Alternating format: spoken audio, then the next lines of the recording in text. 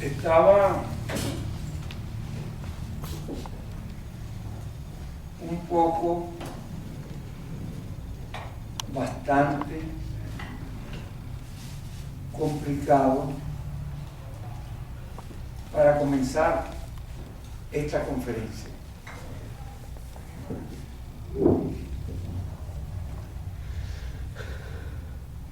Porque estuve revisando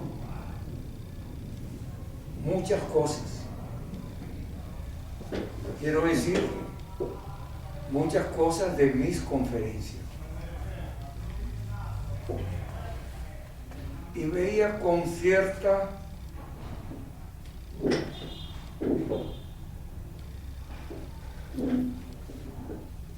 preocupación el que la gente no quiere tratarse, el que la gente no quiere curarse.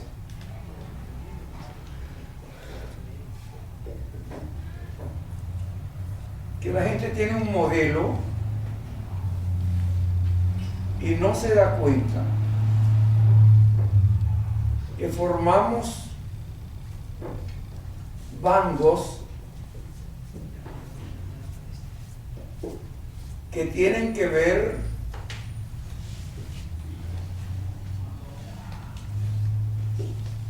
con la característica humana que está decidiendo, repito, que está decidiendo de quién es.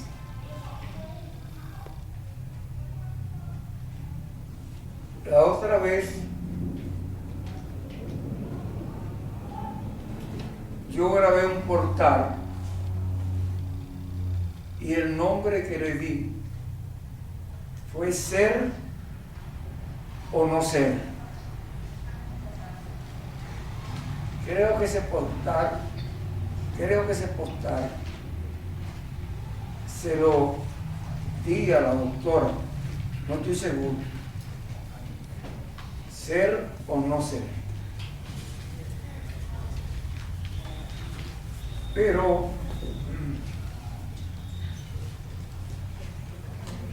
es importante, está bien, es importante que podamos entender bien esto. Ser o no ser. ¿Somos de Dios o no somos? Y Dios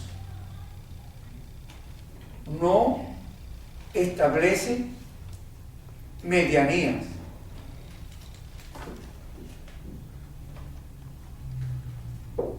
Dios no acepta medianías. Dios no tolera medianías. Las medianías tienen consecuencias. Y las consecuencias, si quieren saberlo, vean la historia de la humanidad y sabrán las consecuencias de la transgresión de Adán.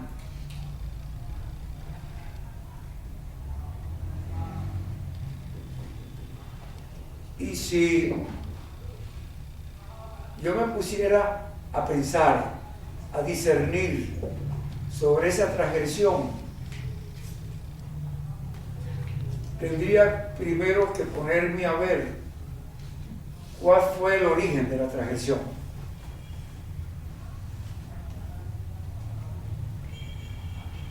Lo que sí sé es que Dios dio una orden. Y esa orden fue enfática. No comerás algo así como no aprenderás.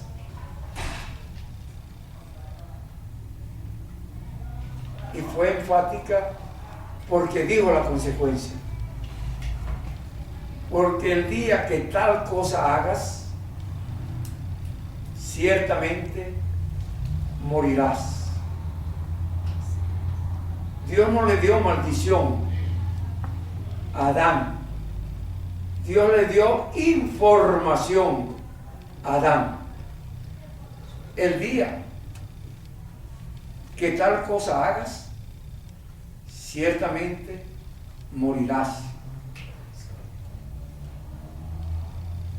Y Adán transgredió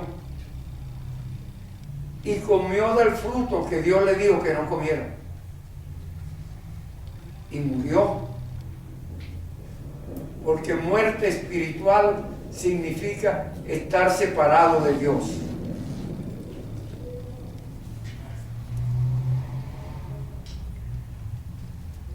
Él comió y fue separado de Dios. Muerte espiritual. Sin embargo, Dios, digo yo, en mi discernimiento, no discernimiento de la palabra, sino en mi discernimiento espiritual, digo yo, no tienen por qué creerlo ustedes. Yo lo creo, ustedes creen lo que quieran creer. Pero en mi discernimiento espiritual,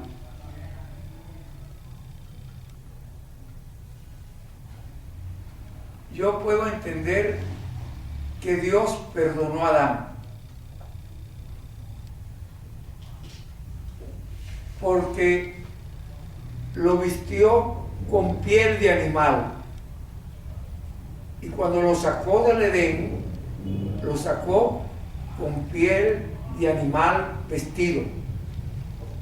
Y si lo vistió con piel de animal, fue que sacrificó a un animal para vestirlo.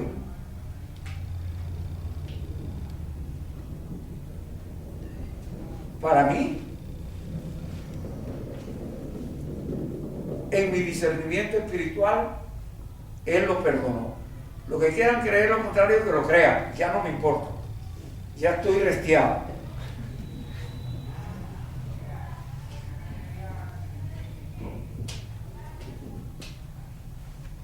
Y hay algo más.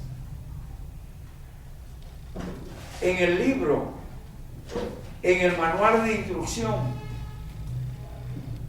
que Dios estableció para el hombre, yo lo he dicho varias veces y lo quiero repetir una vez más.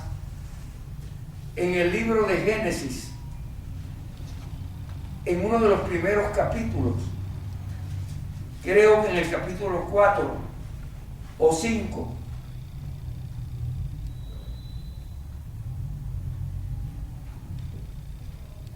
Eva dijo que Dios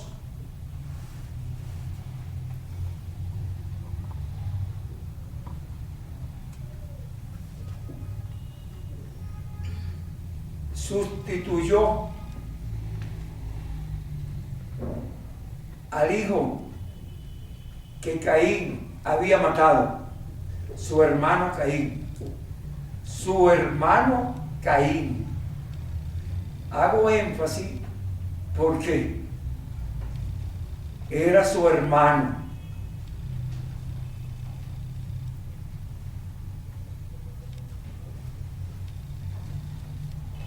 Y ella dijo en el capítulo 5,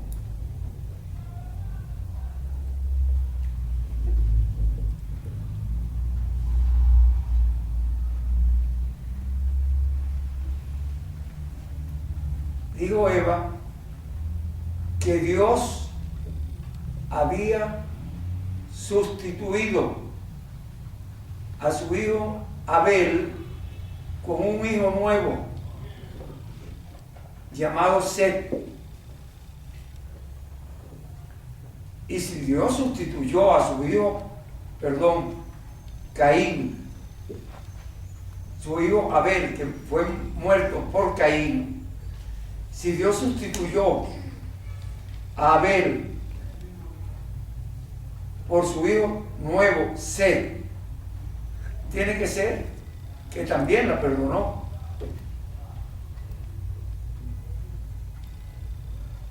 Y la pareja formada por Dios para darle hijos a Dios fue perdonada, pero las consecuencias, Dios no quita consecuencias. Y como Dios no quita consecuencias, todavía nosotros, tataranietos de Adán y de Eva, estamos pagando las consecuencias. Cuando digo tataranietos de Adán y de Eva, quiero recordar lo que muchas veces he dicho en el libro de Éxodo, en el capítulo 20. Dios dice: yo visito la maldad de los padres sobre los hijos hasta la tercera y cuarta generación de los que me aborrecen. Y los que aborrecen a Dios son los que no comparten unos con otros el amor ágape de Dios. Es una dirección de Dios. Es una dirección de Dios.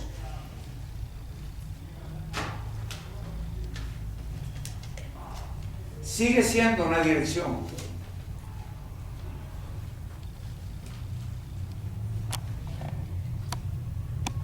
Hay direcciones que Dios no cambia. Bueno, yo pienso que Dios no cambia ninguna dirección.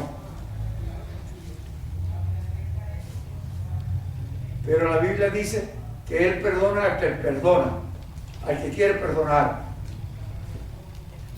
Y no perdona al que no quiere perdonar. Él es Dios.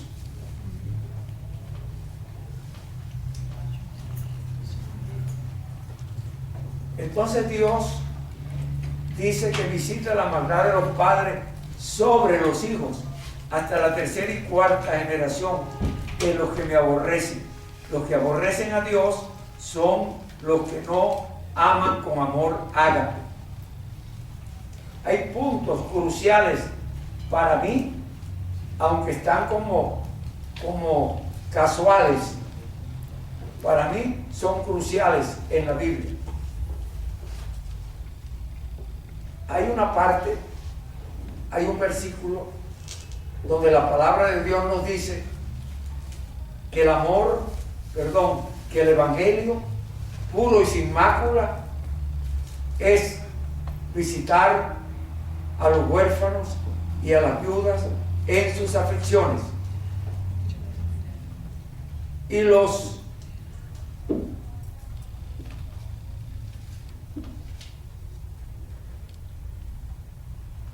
huérfanos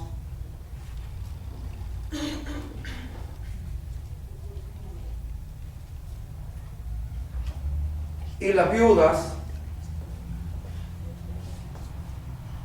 en sus aflicciones, visitar a los huérfanos y a las viudas en sus aflicciones,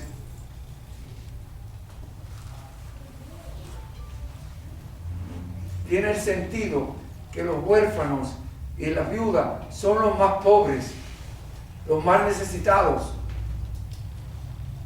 y a ellos hay que protegerlos en sus aflicciones, como pobres y necesitados que son. Hay otro pasaje bíblico grandioso en mi forma de ver. Está en la Biblia, cuando el hombre rico, el joven rico, le pide a Dios que cómo hace, le pregunta a Cristo que cómo hace para entrar al reino de Dios. Y Cristo le dijo: sorprendentemente para mí, cumple con todos los mandatos dados a Moisés. Digo, sorprendentemente para mí, porque había perfeccionado la ley. No la había abolido, la había perfeccionado. Y entonces el joven rico le dijo, yo lo he cumplido todo desde niño. Y yo entendí que era un fariseo. Porque nadie ha cumplido con la ley. Si Dios dice, todos se han apartado. Y si vemos el Antiguo Testamento, los que menos han cumplido la ley fueron los fariseos. Los doctos de la ley fueron los que menos cumplieron la ley. Los sacerdotes del Sanedrín fueron los que menos cumplieron la ley. Ellos fueron los que prepararon e instrumentaron y prácticamente ejecutaron la crucifixión de Cristo.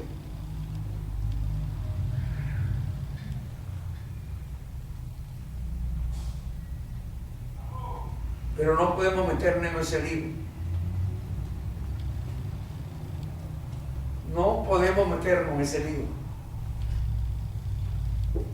Esa es una pelea de padre con hijos. El que se mete en una pelea de padre con hijo, cuidado. Cuidado. Y Dios dice que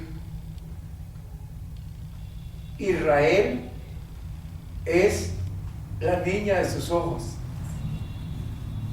y que el que maldice a Israel, él lo maldecirá, y el que bendice a Israel, él lo bendecirá. No podemos meternos en ese lío. Allá Israel con Dios.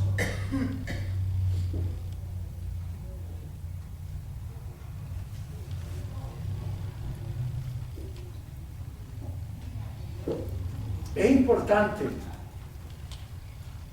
cuando el joven rico le dice a Dios que él ha cumplido con todo, Dios le dice, te falta hacer una cosa. Te falta hacer una cosa. Habiendo cumplido con todo, no era suficiente. ¿Se está entendiendo? Le faltaba hacer una cosa. Habiendo cumplido con todo, no era suficiente. Le faltaba hacer una cosa. Vende todo lo que tienes. Dáselo a los pobres. Dáselo a los pobres. A los pobres. Estoy haciendo énfasis. A los pobres. Coge tu cruz y sígueme.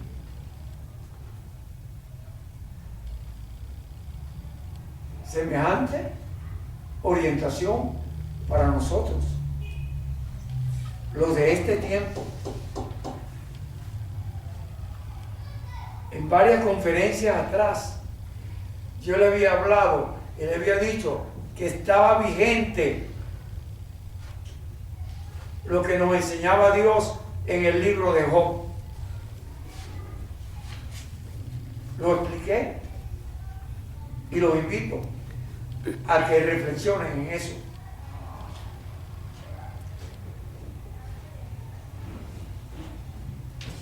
Estaba vigente.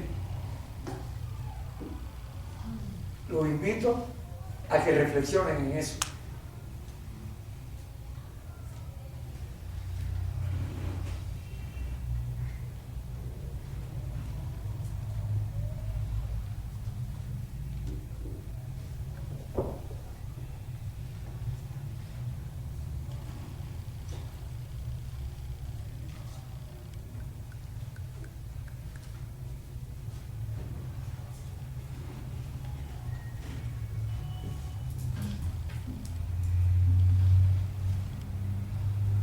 estoy pensando en algo distinto a lo que estaba hablando.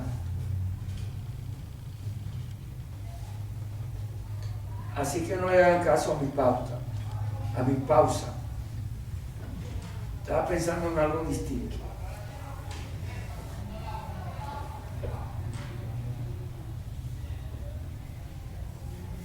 Pero en relación a lo que ya dije, con Dios no se puede jugar. Con Dios es sí o sí. No hay medianías. No hay medianías.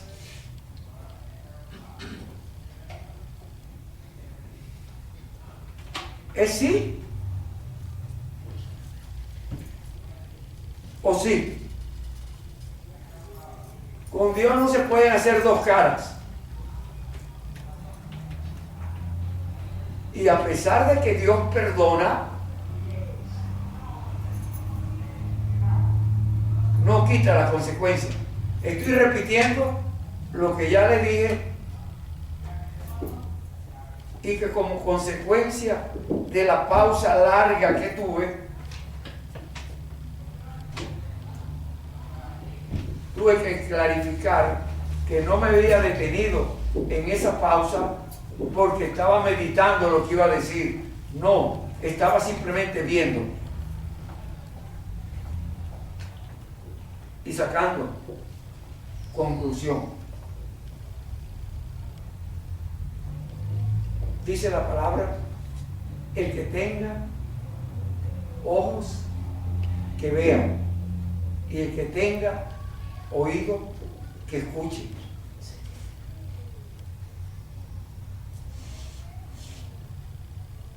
No se pueden hacer medianías. Sí es sí y no es no. Y Dios dice que tu sí sea sí y que tu no sea no. Y podemos darle cualquier explicación conforme a la palabra, pero conforme al Espíritu. No trate de engañar a Dios. Dios no puede ser burlado.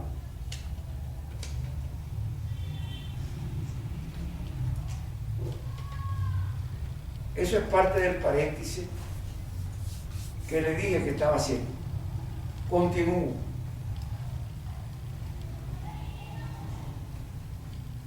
El otro pasaje bíblico que nos clarifica el valor que hay, la importancia que hay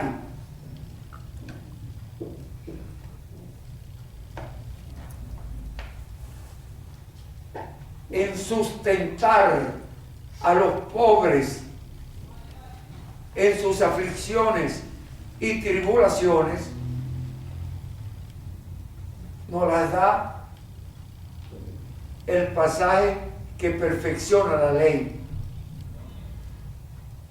El pasaje que perfecciona la ley es en el capítulo 3 de la primera carta de Juan, el versículo 23, que dice, este es su mandamiento.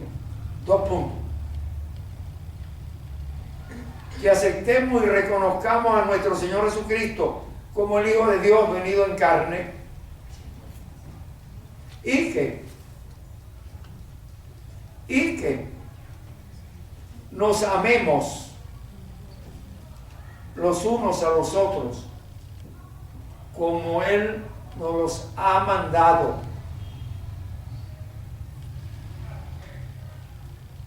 ¿Y cómo? Tenemos que amarnos los unos a los otros. ¿Cómo nos los ha mandado Dios?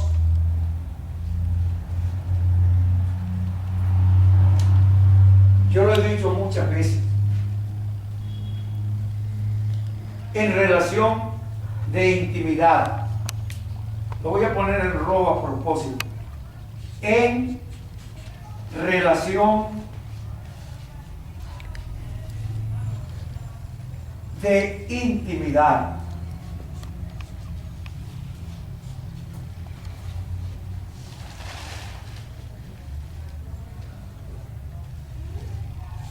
En relación de intimidad.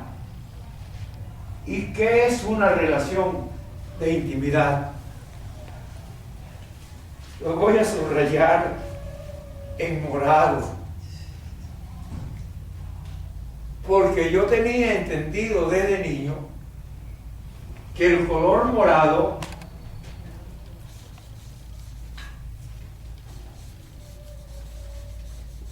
simbolizaba, eso me lo decía mi mamadita,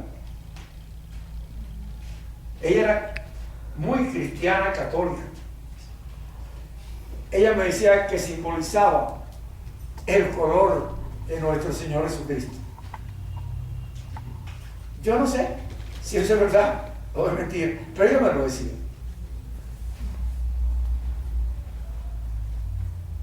Y una relación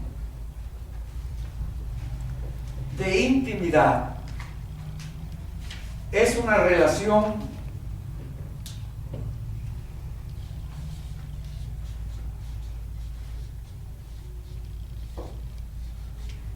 honesta,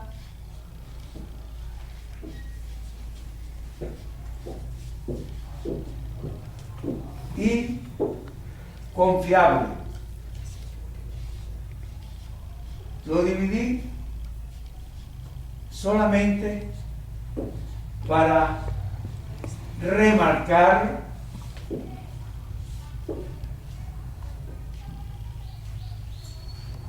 por lo grande de la letra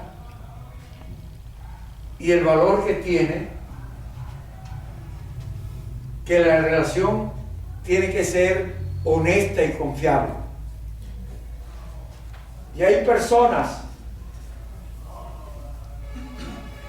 que se nos dificulta confiar porque no vemos que hay relaciones de intimidad.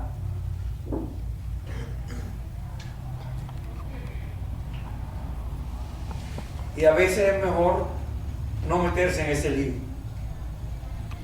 Por eso yo le decía al principio de la conferencia que tenía dificultad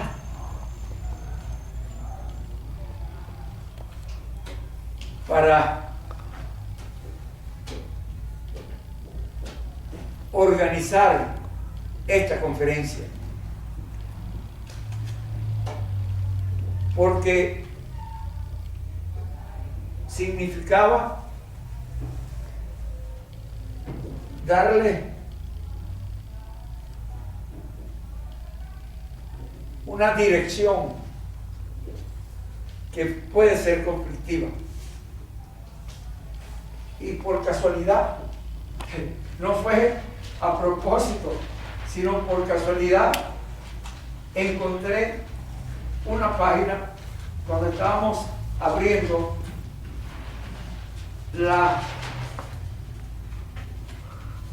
estaba buscando la página, la conseguí por casualidad. Machismo versus feminismo.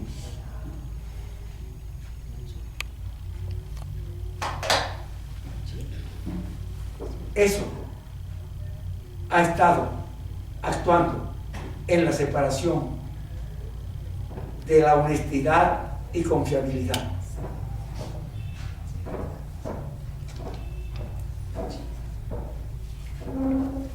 Ganador y perdedor. Eso ha estado actuando en el conflicto humano.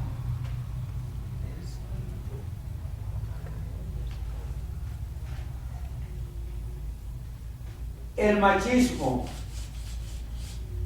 versus feminismo es el arma. Bueno, no es el arma, es una de las armas que Satanás ha usado para romper la familia de Dios. Y cuando hago énfasis para romper la familia de Dios, no me refiero solamente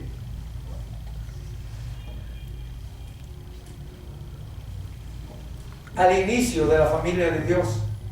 El inicio de la familia de Dios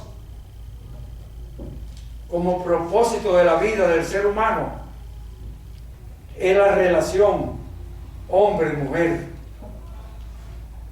Diciéndolo en parodia, es la relación machismo como una parodia, feminismo como una parodia. La relación hombre-mujer tiene que ser replanteada para poder entender lo que significa una relación de intimidad, señalando que la relación de intimidad es una relación, tiene que ser una relación honesta y confiable. Cuando no se puede confiar en una relación, es mejor, es más sano, se lo recomiendo, separarse. Porque si no se separa, van a haber consecuencias muy graves. A veces tan grave que puede ser mortal.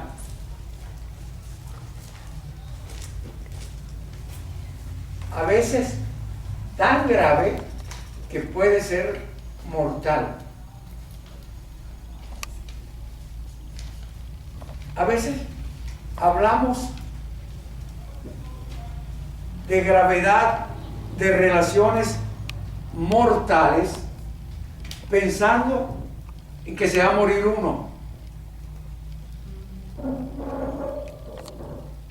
de una o de otra forma, o se va a morir otro de una o de otra forma. A veces la muerte no se da en la totalidad del cuerpo. A veces la muerte se da en áreas en que el cuerpo se maneja. El área en que el cuerpo se maneja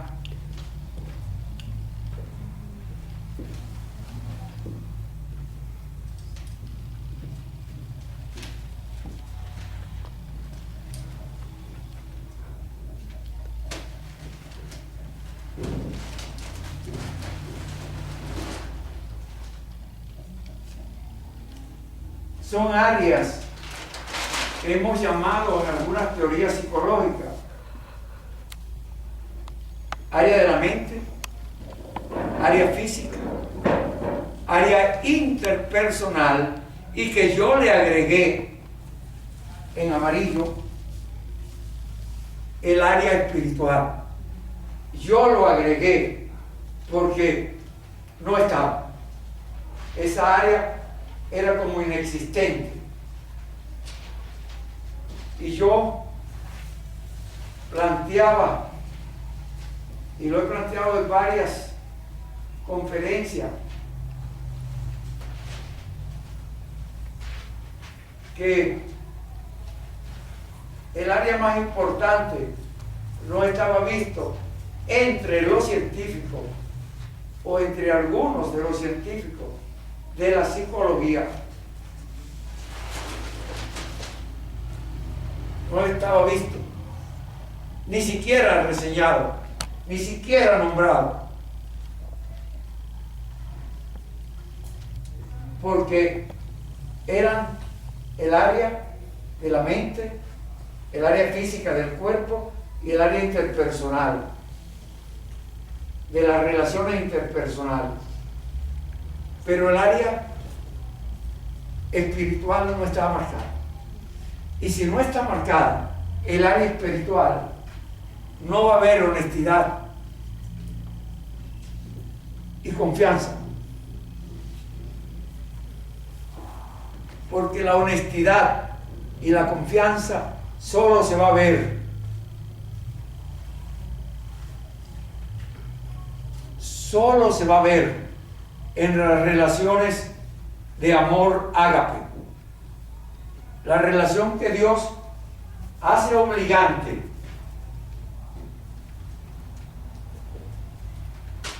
para que se le dé hijos a Él.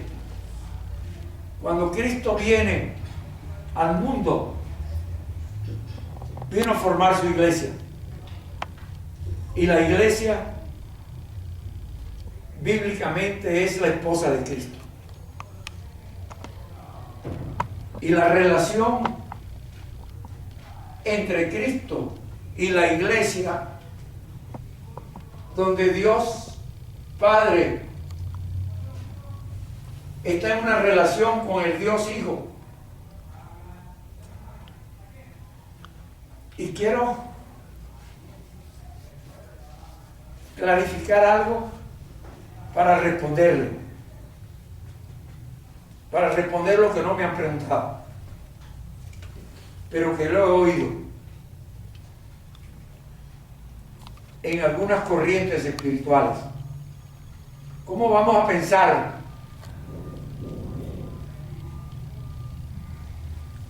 que Dios tiene forma de hombre? O que Dios nació de mujer, o que Dios iba a morir. En fin, muchos comentarios para cuestionar la existencia de Dios. Porque el planteamiento del mundo versus Dios es plantear la inexistencia de Dios. Y esa inexistencia comienza a plantearse en sutilezas, entre amigos, en la traición de los amigos. O no hablemos en la traición, hablemos en la desconfianza que un amigo genera en otro.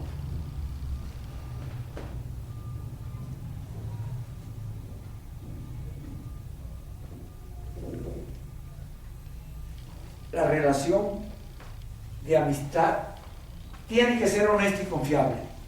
Y en esa relación de amistad es donde se va a fundamentar, se me salió el oriental, lo voy a corregir. En esa relación de amistad es donde se va a fundamentar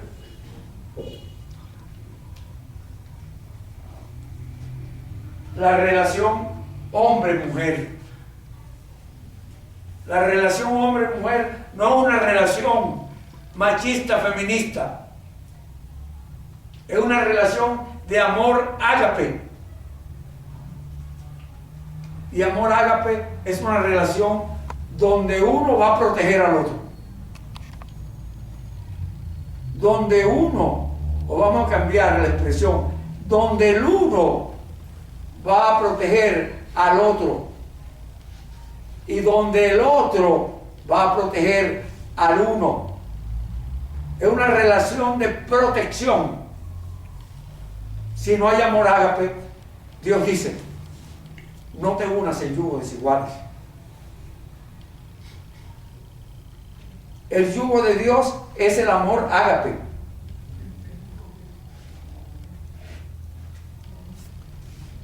Y el amor ágape fundamenta la característica de protección de Cristo.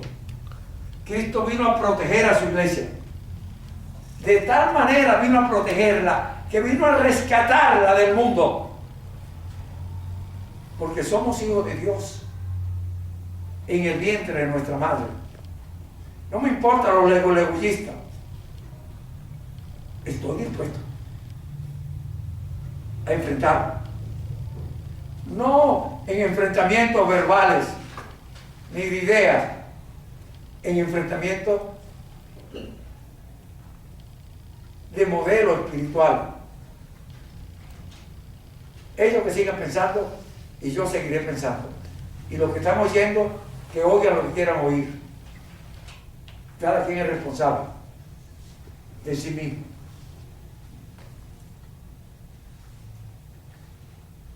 En el vientre de nuestra madre somos hijos de Dios porque Él nos formó a su imagen y semejanza. Él nos formó. Que el mundo nos haya deformado, eso es otra cosa. Y quien nos hace deshonesto y desconfiable es quien nos deformó. Porque el que nos formó en amor ágape, en honestidad y confianza. Si tú quieres parecer deshonesto, si tú quieres parecer desconfiable, será tu problema. No será el problema del otro. Será tu problema. No el problema del otro. Cuando digo del otro, hablando gramaticalmente, estoy representando a alguien que llaman él. No es el problema tuyo versus el problema de él. No, ese es tu problema, no es el del otro. ¿Se está entendiendo? Dios estableció la relación hombre-mujer como una relación de hermandad, donde el hombre tiene la obligación de proteger. El hombre tiene la obligación de proteger.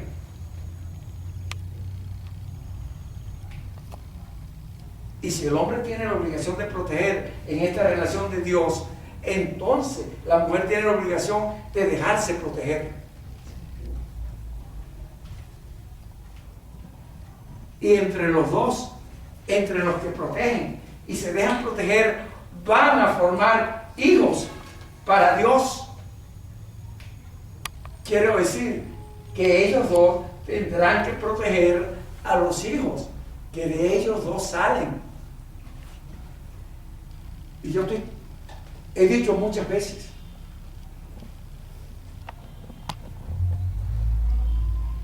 que a los hijos que salen de nosotros no necesariamente tenemos que parirlos.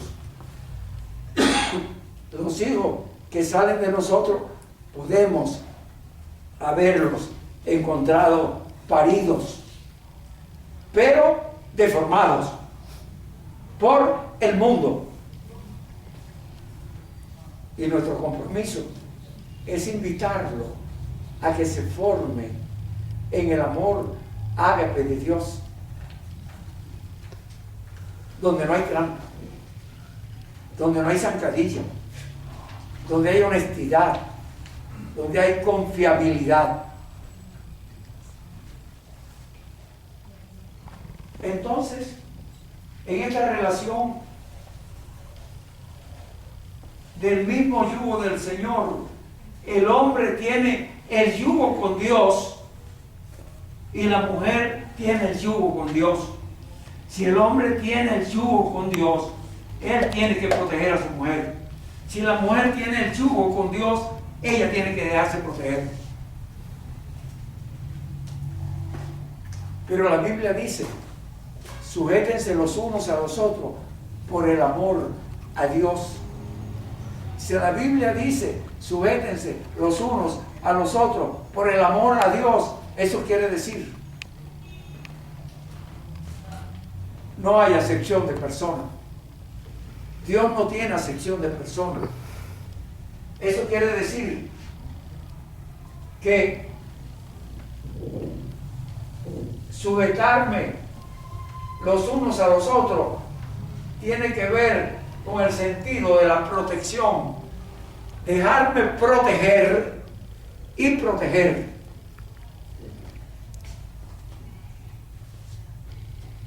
y dejarme proteger y proteger tiene el sentido obligante de protegerse los unos con los otros. Y si no hay protección de los unos con los otros, no hay relación de familia, de Dios. Yo no sé si estoy siendo duro.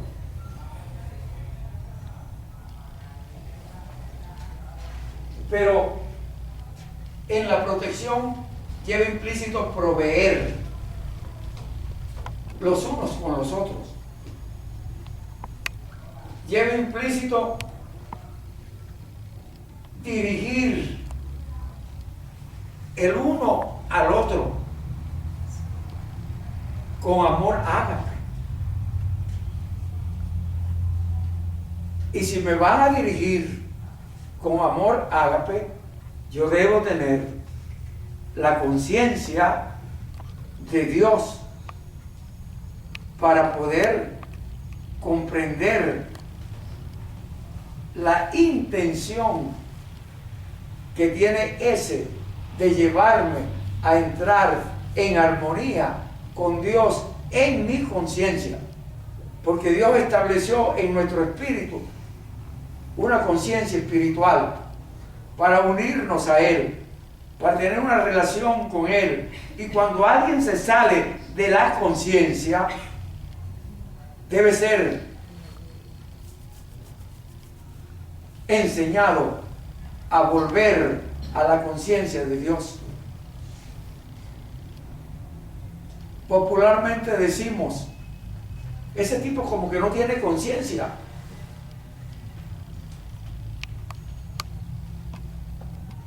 Es importante entender que no podemos vivir en la vida sin la conciencia de Dios.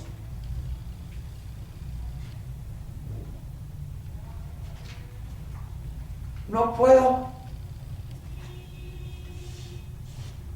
renunciar. No puedo renunciar a lo que me agrada si Dios me está diciendo renuncia. No puedo renunciar a lo que quiero si Dios me está diciendo renuncia.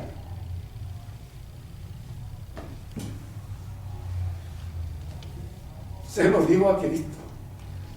Y Cristo le respondió en Getsemaní, sudando sangre,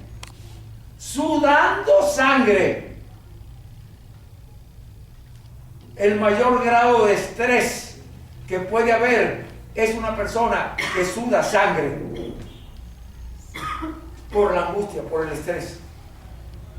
Sudando sangre, le dijo, Padre, si es posible, aparta de mí esta copa de dolor, pero no se haga mi voluntad, sino la tuya. Sudando sangre.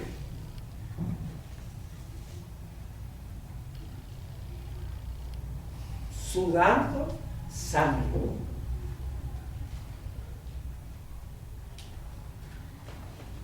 ¿Cómo sería si en Getsemaní sudó sangre porque veía lo que iba a pasar, porque sabía que él, que no cometió pecado, iba a ser hecho pecado para poder salvar al más vil pecador? Él que era puro iba a ser hecho maldición para salvar al más vil pecador. ¿Cómo sería? Y nosotros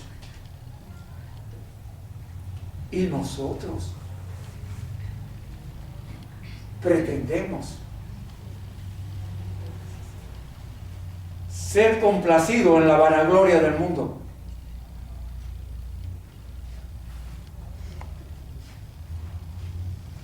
Proveer,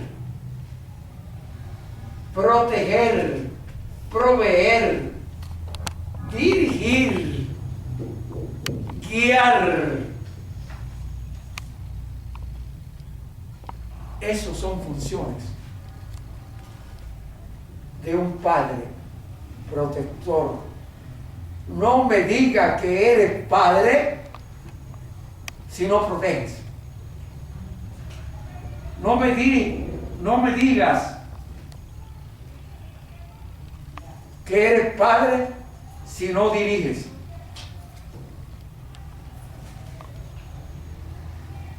No me digas que eres padre si no provees.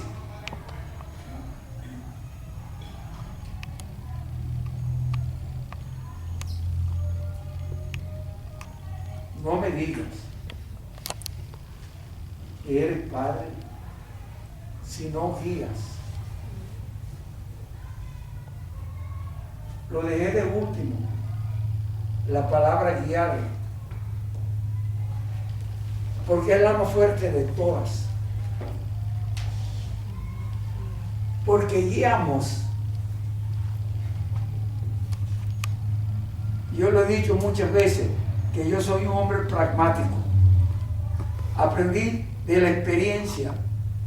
Aprendí más de mis pacientes que de los libros. Aprendí más de niños recién nacidos. Eso te ha dicho en muchas conferencias. Soy un hombre pragmático, pero cuando lo digo, clarifico. Soy un hombre científico. Porque yo soy médico cirujano, soy ginecólogo, soy obstetra, soy psiquiatra, soy sexólogo. Tengo posgrado en psiquiatría, tengo posgrado en técnicas de conducta y sexología, tengo posgrado, doctorado en consejería. He hecho especialidad en muchas escuelas psicológicas distintas, terapia de gritos, terapia bioenergética, análisis transaccional. Soy instructor internacional.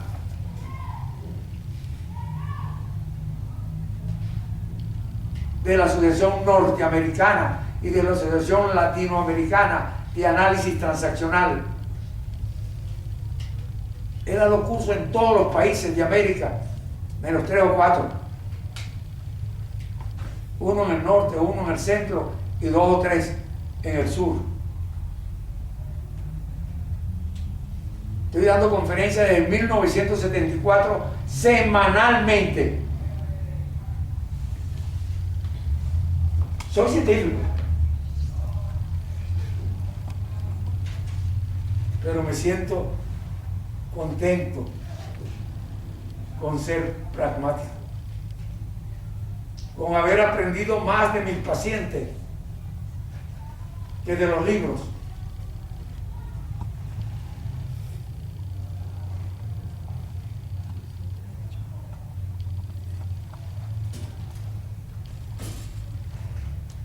Y he aprendido de los niños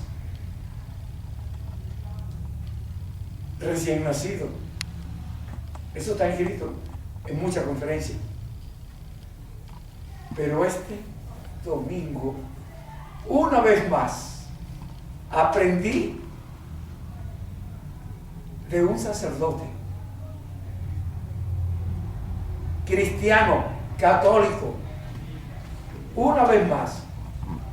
Y digo una vez más porque yo lo he dicho muchas veces, yo lo sigo, lo escucho, lo grabo, lo estudio y aprendo de él. Una vez más, el sacerdote Numa, de la Iglesia Católica, sacerdote jesuita, una vez más, dictó pauta. dictó pauta. Yo estaba como confrontando cosas, porque había cosas disonancias. Tuve que ir el sábado a mi consultorio a resolver un problema que para mí era importante.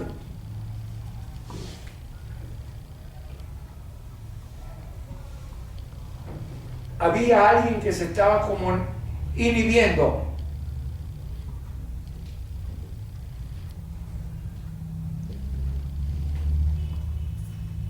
Y para mí la inhibición es una de las emociones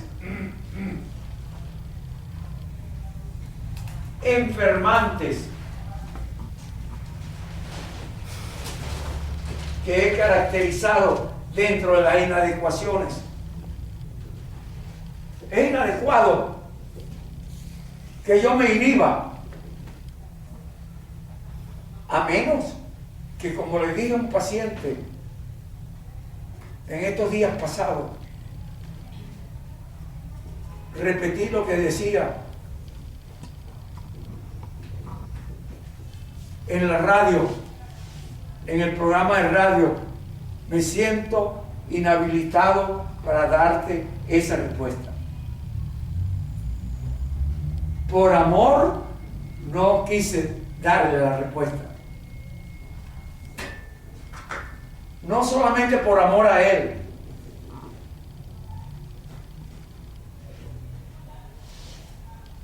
sino por amor a las personas que podían estar involucradas en la respuesta.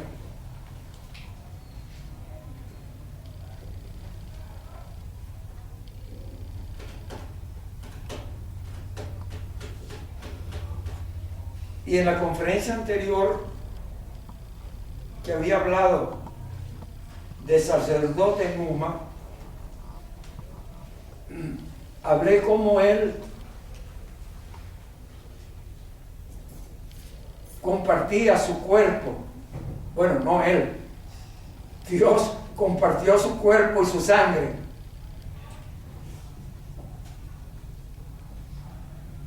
para salvar a su iglesia.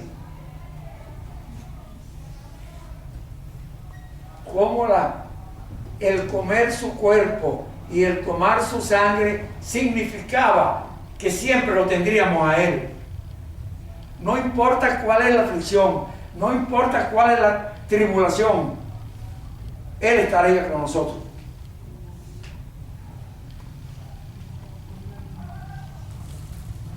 Y yo, hablando, viendo, analizando,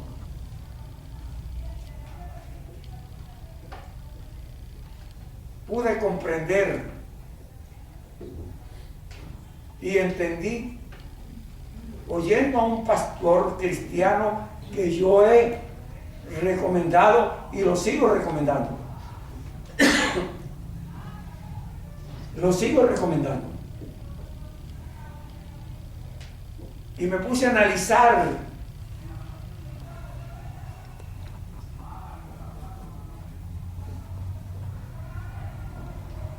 una actitud de él en un programa de él, en una prédica de él.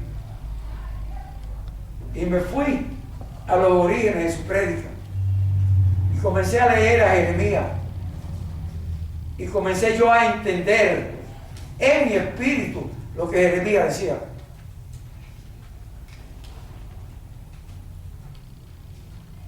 Y reconfirmé lo que dice la palabra, lo que hemos hablado muchas veces en conferencias, muchas veces lo hemos hablado en conferencias, y lo decía al principio de la conferencia de hoy.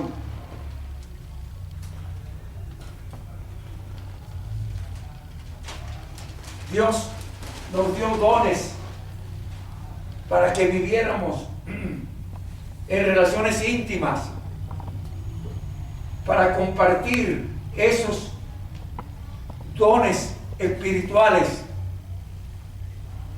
de los cuales el amor ágape es el más importante. Y Dios da un tiempo de vida para vivir en función de lo que Él tiene como propósito en la vida de nosotros. Nos da una información en nuestra conciencia. Nuestra conciencia nos mantiene en relación directa con Dios desde antes de nacer. Dios sembró en nuestro espíritu libre albedrío y dominio propio. No tenemos excusa. Señores, no nos damos cuenta de la intencionalidad de ese don que Dios nos da, libre albedrío y dominio propio.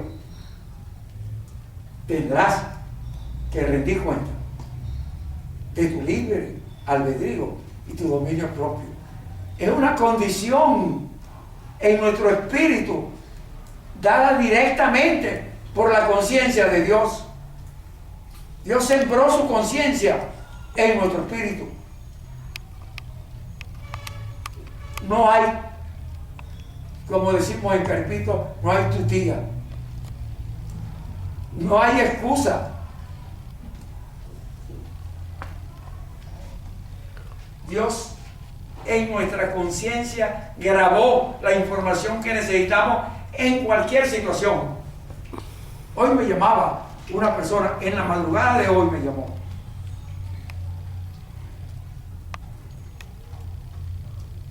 Como era una persona que solo me llama cuando se siente con una urgencia real. Yo le llamé cuando vi el mensaje. Me puedes llamar cuando quieras. Y al llamarme le respondí. Yo sentí que ella sintió paz. Sintió paz. Se sintió bien.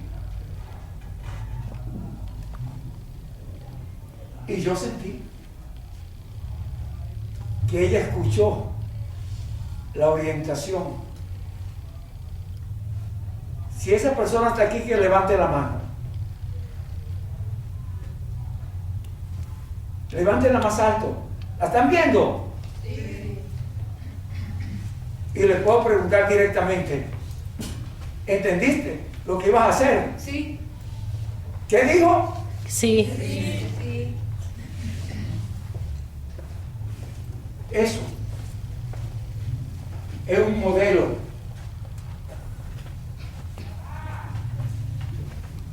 en la conciencia de cada quien. Dios también lo puso en su conciencia. Por algo estaba inquieto. Por algo tenía que llamarme. Pero cuando recibió la información, se aquietó. No por lo que yo le dije. El Espíritu habló en ella. ¿Se está entendiendo? Dios nos usa. Dios nos usa los unos con los otros para crecer en el Espíritu. Esa es la labor de la iglesia. La labor de la iglesia no es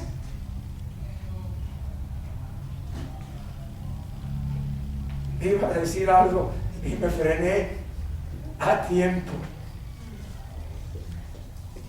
La labor de la iglesia no es por bienes materiales. El bien material más importante de nosotros no es lo que cargo encima, no es lo que cargo en los bolsillos.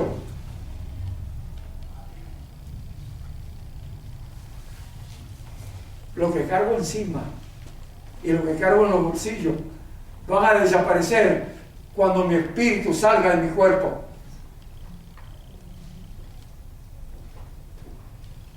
Las mortajas no tienen bolsillo. Y los muertos no compran nada. Eso es importante, señores. El bien físico más importante de mi vida es mi propio cuerpo físico y deja de existir para mí cuando mi espíritu sale de él. ¿De qué vale tu cuerpo? ¿De qué vale tu cuerpo por muy lindo que sea? ¿De qué vale tu cuerpo por muy apetecible que sea? ¿De qué vale tu cuerpo si tu espíritu no va a la presencia de Dios?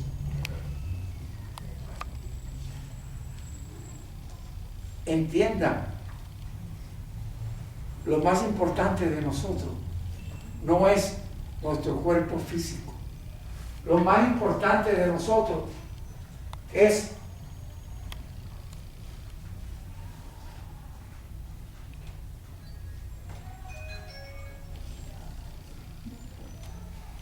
nuestro cuerpo espiritual.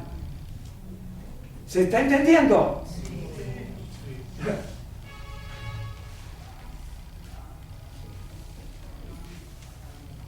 Nuestro cuerpo físico es el bien físico más importante de nosotros. Y podemos renunciar incluso a él. El sacerdote no me lo decía este domingo.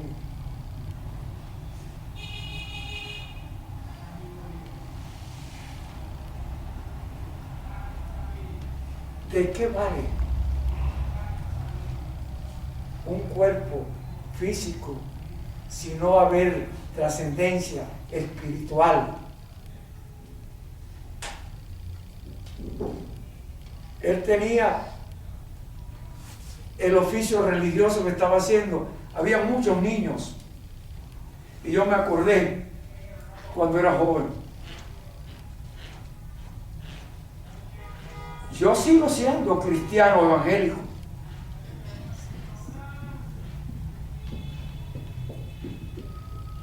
Y seguiré siendo cristiano evangélico, aun cuando los evangélicos me excomulguen por hablar de números. Porque yo no soy cristiano evangélico porque los evangélicos me acepten. Soy cristiano evangélico porque sigo la dirección de Cristo.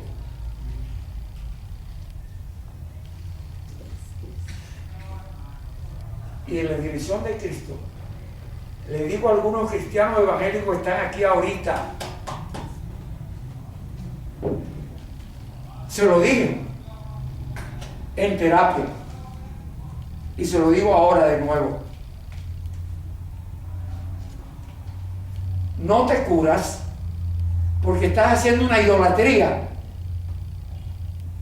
y no quieres ver la negatividad de la figura parental que actuó sobre ti. Y me dice esa persona: ya yo le perdoné. Y la Biblia dice que el que no perdona tendrá muerte. Sí, pero perdonar no es que no vea el error del otro. Perdonar no es que no me cuide del otro. Perdonar no es que no le impida al otro que manipule mi vida. Perdonar no es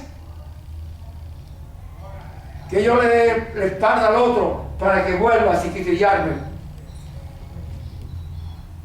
Si yo hago eso, estoy siendo piedra de tropiezo. Y si soy piedra de tropiezo, voy a tener consecuencias. En esa persona la consecuencia pudiera ser la locura. Yo conozco personas que por sentirse culpables, lo hemos visto aquí, en el caso de la muchachita, con el chorro de agua, que se masturbaba con el chorro de agua, se sentía culpable y terminó esquizofrénica, con una esquizofrenia catatónica. Y hubo que quitarle la culpa y se sanó.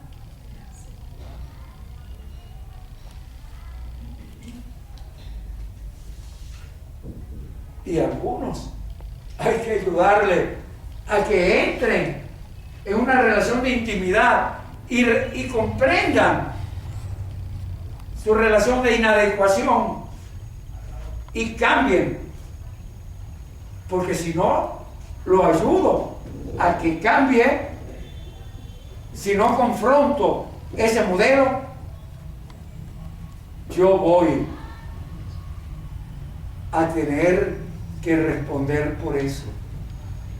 Puede ser mi hermano, puede ser mi hijo, puede ser mi papá, puede ser mi mamá. Yo tendré que responder por eso. Estoy siendo piedra de tropiezo y no puedo ser piedra de tropiezo. Entonces, estos 4 bienes son con los que voy a entrar en relación de intimidad, a compartir de manera honesta y confiable y cumplir lo que Dios me mandó a cumplir estando en el vientre de mi madre, estando en el vientre, en el útero de mi madre. Dios me preparó con esos 4 bienes, con el amor ágape y las emociones que se derivan del amor ágape: mansedumbre, piedad, misericordia, benignidad, humildad y sujeción a Él. Mansedumbre, estar sujeto a Dios, y estando sujeto a Dios, me enfrente a quien me enfrente. Estando sujeto a Dios, me enfrente a quien me enfrente. Ahí tienen al pobre Jeremías. Lo llamaban el profeta llorón, porque siempre, como estaba hablando de la palabra de Dios, los israelitas los tenían psiquitrillados. Bueno, pasó la de San Quintín, le decía yo la otra vez. San Quintín es una cárcel de los estados del norte, de los Estados Unidos. Y yo le decía, ¿cómo sería de mala esa cárcel? Que los Estados Unidos, no teniendo nada bueno, la eliminó por mala.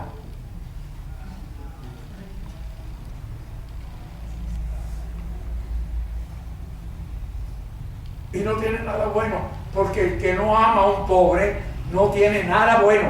El que no ama a un pobre no tiene nada que ver con Dios. Y ya con anterioridad le dije,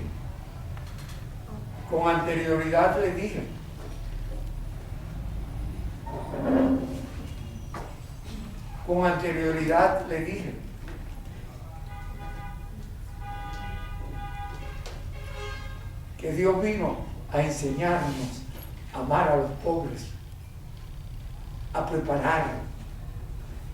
Y quiero decirles que en estas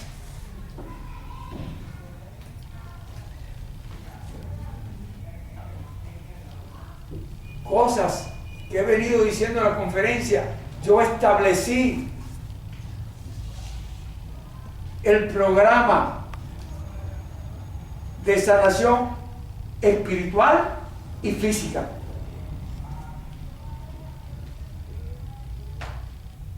Espiritual y física. emocional y psicológica. Porque yo he dicho que no hay enfermedades físicas que no tengan un correlato en la emoción.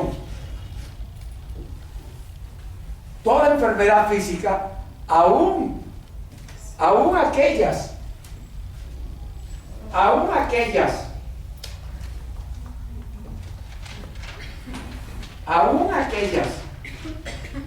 que tienen que ver con el cuerpo físico, que tienen que ver con un accidente de tráfico.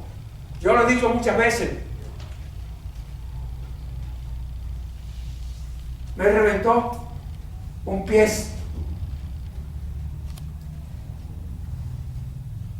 Y tuve 3-4 meses guindado en un hospital. Me reventó la columna y tengo toda la vida en silla de ruedas.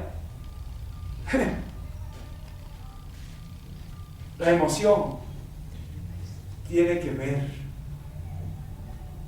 Y yo les dije al principio de la conferencia que el argumento de muerte no es solamente porque se murió mi cuerpecito y ya se acabó, se murió, cumplió el argumento. No, a veces el argumento de muerte está en uno de los roles. Está en uno de los roles, en el rol profesional. Yo conozco profesionales. Antes estamos viendo uno en el grupo llorando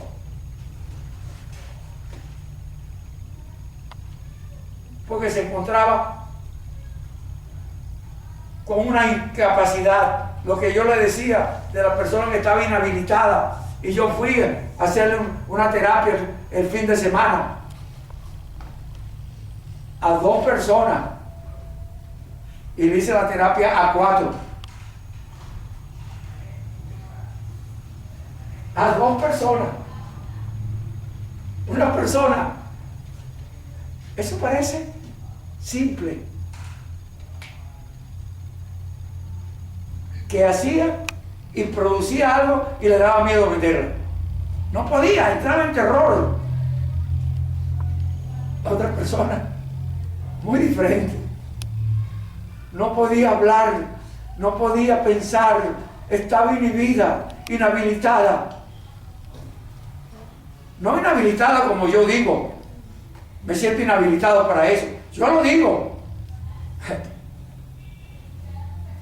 Pero hago la consulta y le hago ver por qué estoy inhabilitado.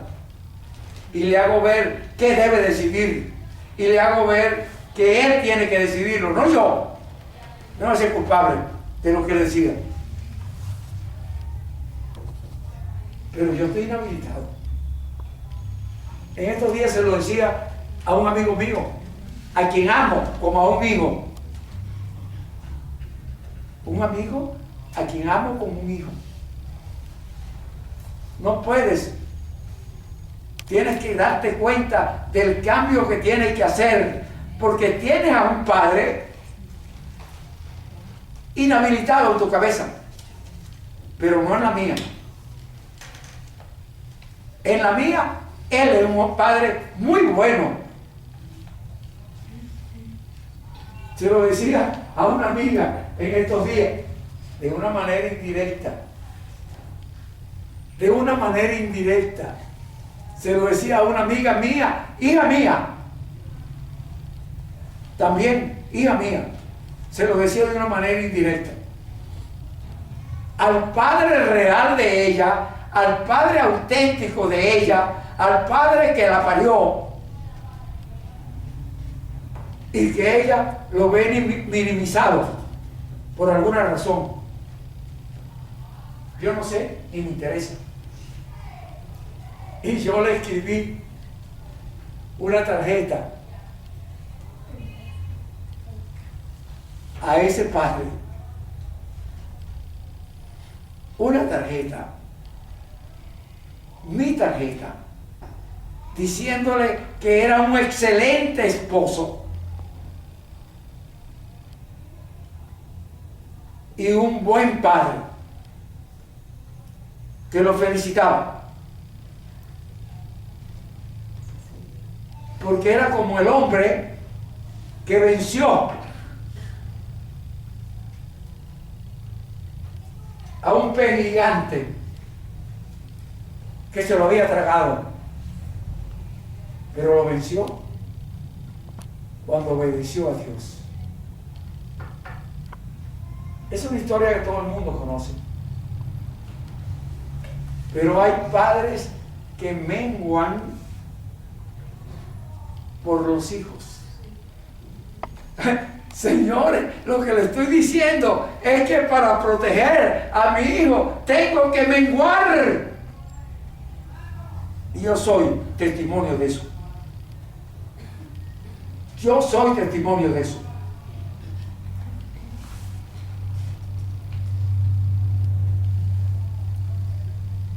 Yo soy testimonio de eso. Porque yo he tenido muchos hijos. Muchos hijos espirituales. Pero también he tenido hijos físicos. Y yo le conté en una conferencia anterior cómo tuve que enfrentarme a las personas más importantes de la maternidad Concepción Palacio. Al más importante desde el punto de vista científico. Me enfrenté. Y en 2 oportunidades regresé a una mujer que él le mandó a hacer un curetaje por aborto incompleto. Y lo mandé a otro servicio. Eso está escrito, eso está en una conferencia.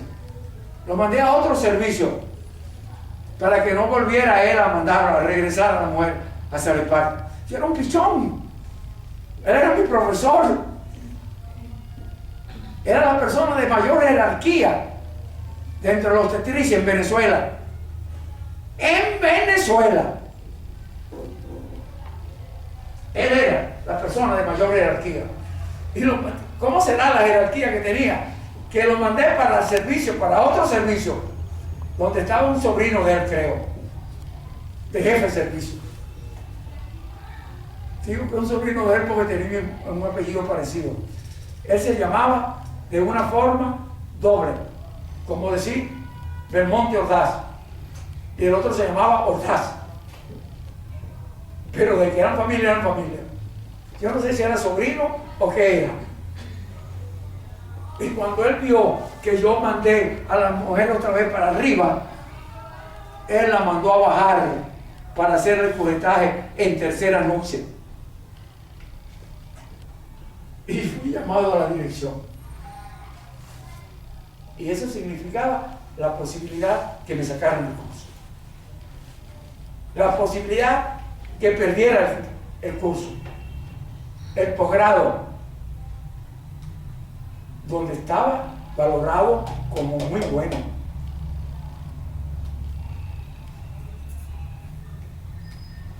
Y cuando yo se lo dije en una conferencia, y cuando él me llamó, yo le dije: doctor, ese muchachito que está en la barriga de ella es mi hijo. Se lo dije a ustedes también, por primera vez.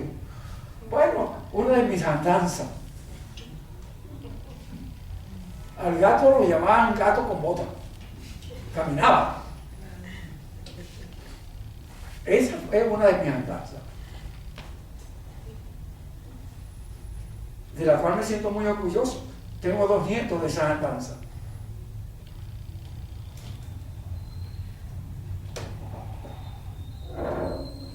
Tengo 2 nietos de esa andanza.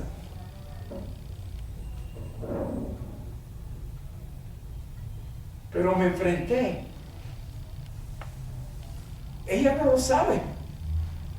En la forma que yo se lo he dicho en conferencia pasada y en esta. Ella no lo sabe. Me enfrenté a la cúpula. Y el director de la maternidad me dijo: váyase, váyase. ¿En qué quedó eso? Yo no sé.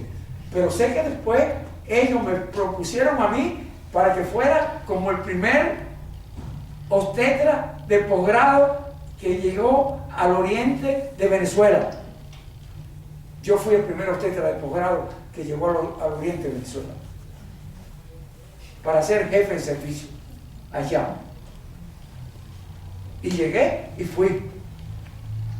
Y renuncié a esa jefatura para venir a estudiar de nuevo psiquiatría.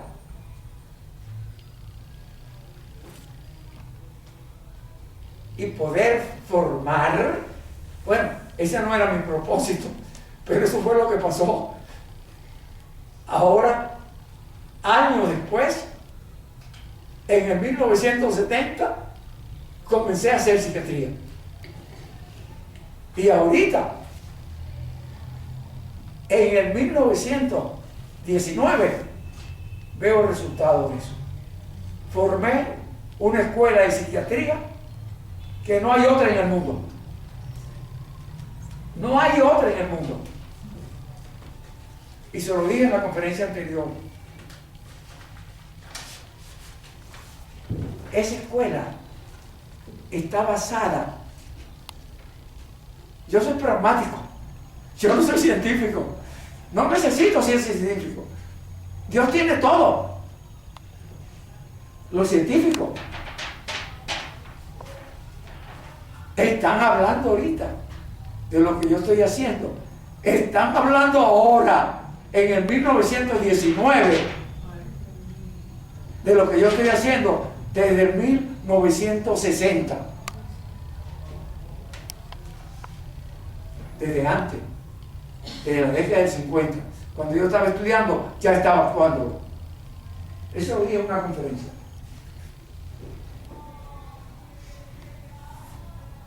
Los científicos. Yo lo dije de otra manera. Mis amigos, mis hermanos, los rusos, hicieron un estudio científico y demostraron el poder de la oración. Estoy hablando de Dios. El poder de la oración.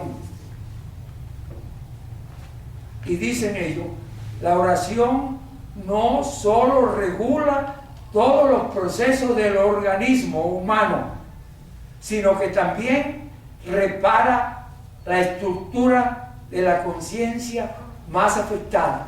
Se están refiriendo a la mente.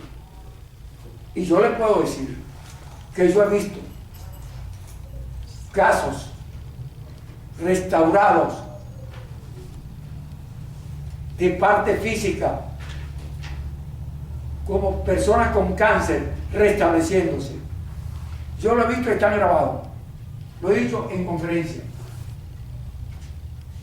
Y tengo conocimiento.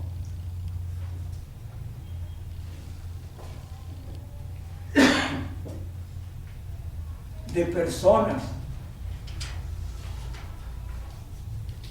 que han tenido conflictos tan graves, pero que han abandonado una silla de ruedas.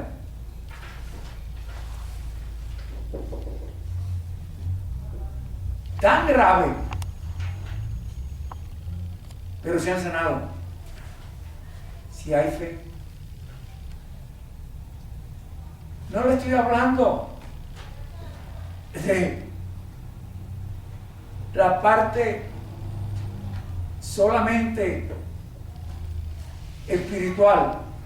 Le estoy hablando de la parte física. Porque la conciencia a que se refiere en esto,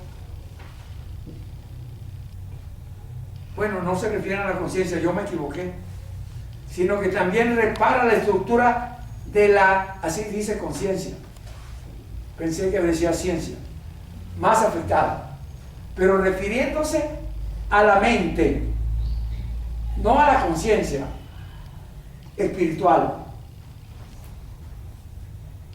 dice que es difícil creer, medir el poder de la oración registrado en los electrocefalogramas de algunos monjes al momento de orar, logrando captar un fenómeno extraordinario, la desconexión completa de la corteza cerebral.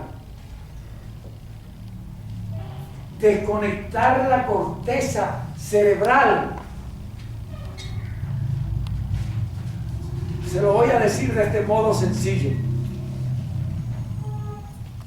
Ustedes lo han hecho muchas veces aquí conmigo. Y no se han dado cuenta, yo no se lo he dicho. Pero lo han hecho. Yo le digo solamente, tenemos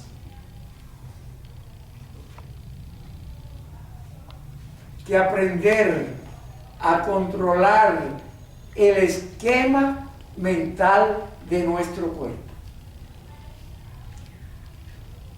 Controlar el esquema mental de nuestro cuerpo significa desconectarlo de la corteza cerebral.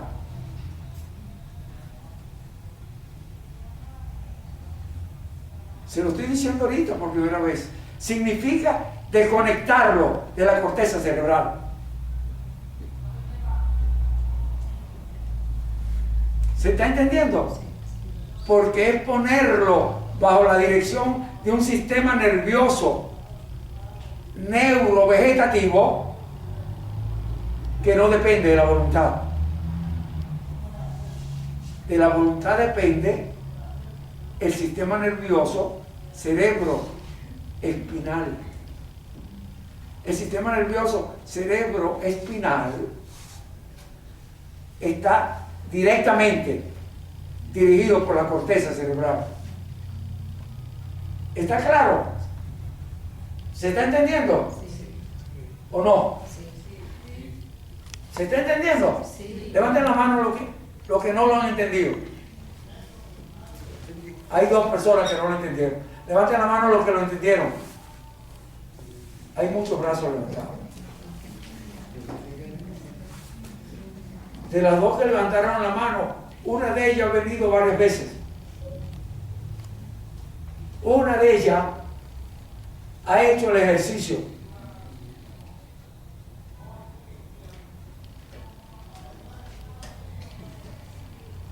Te lo digo a ti, que levantaste la mano.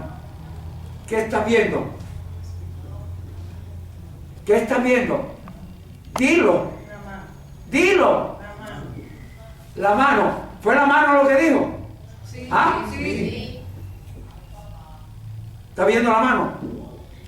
¿La está viendo? Sí. ¿Con quién la está viendo? ¿Con quién lo está viendo? Cállense la boca ustedes, no se metan en ese lío.